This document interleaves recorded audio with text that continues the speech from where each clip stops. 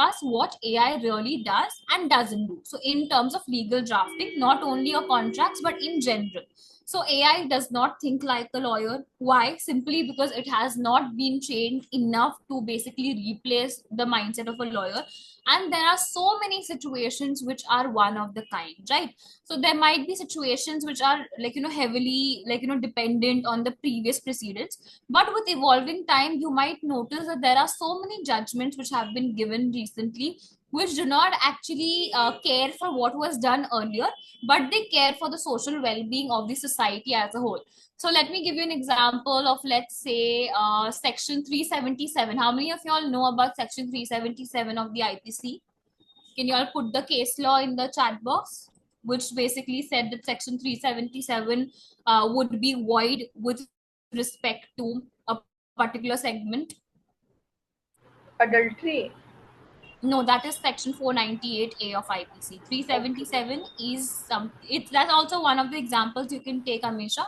So how adultery also, like previously everything was in relation to adultery being a crime, but then that particular judgment gave us some info, like some decree which was basically one of a kind, right? So that was also deviating from the earlier precedents, which wouldn't have been the case if only AI was used continuously. Yes, Kalpana. So not unnatural offense. It's basically your homosexuality, which was 377, and the case was Navteej Singh Johar. So in that particular case, section 377 was basically held to be void with respect to whatever sort of part of it was targeting the LGBTQ plus community. So which is why it does not actually think like a lawyer. If you just give the same input what has already been done previously, it might not actually incorporate your critical thinking, which we have as human beings.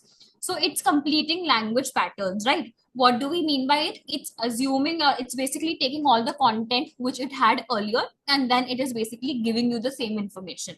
So whatever information we get from AI, that's not something which it is generating directly. It is basically using all sort of information which has been fed to it, which is your input, and based on that it is sort of amalgamating everything and giving you one sort of output. So it's completing the language patterns. It doesn't understand legal doctrines, but it does understand form, structure, and statistical association.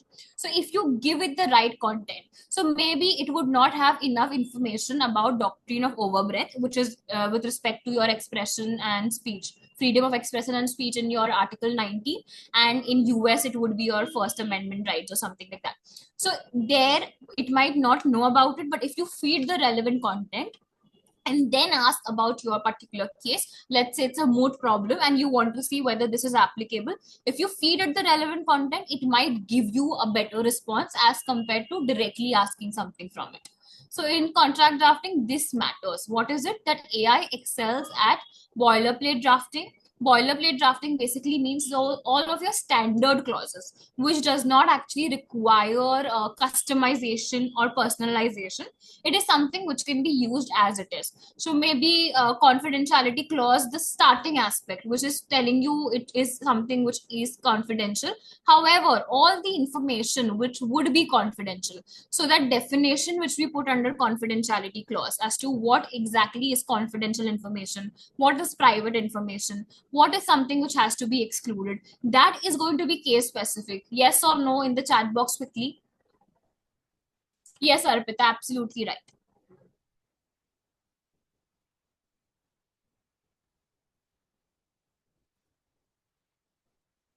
Yes.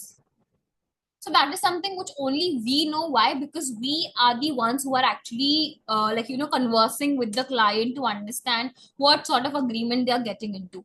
Right now, so many startups are coming into picture. It's not necessary that everything might be fed to AI. Why? Because there are so many new things coming up. So it's not necessary that AI would basically have all the information with it. However, boilerplate drafting, basically that entire template which you get, or some of the formalities wherein witness and everything is mentioned, or some sort of formalities with respect to arbitration clauses, all of that you can basically take it as the foundational clause. However, do not actually use it directly. Make sure that you're doing your own sort of due diligence over there.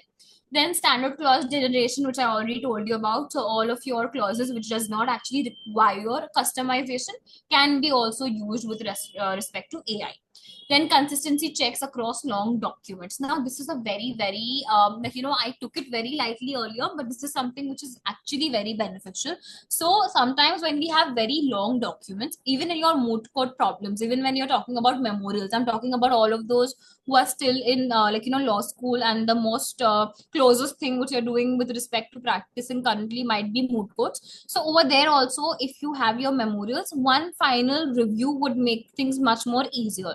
So things like, one place we found out that we have used one sort of service rules, and the other place we have used central service rules. And basically it was a difference between state service rules and central service rules. Now this was something which did not actually come up even in review, but by just putting it in the AI, I think we were using Perplexity back then, we were able to find out that the references which have been made with respect to the high court cases have been made incorrectly, because there is no consistency between the central and the state rules. Now, while that example might not directly make sense to you because you do not know the facts of the case, but my point is it can help you to understand whether if you use some sort of doctrine, some sort of law initially, and that is something which is contradictory to what you've used later.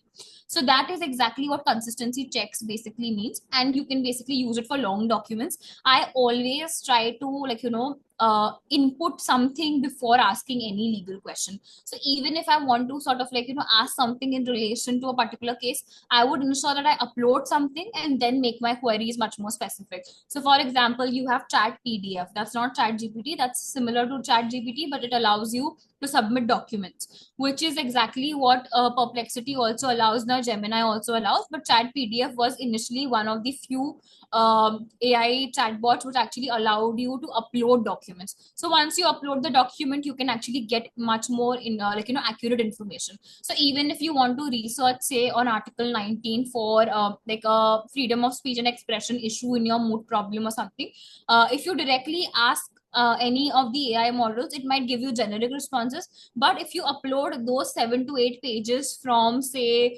DK Basu or any of the relevant commentaries, and then you ask your questions, it's going to give you so much better and targeted information.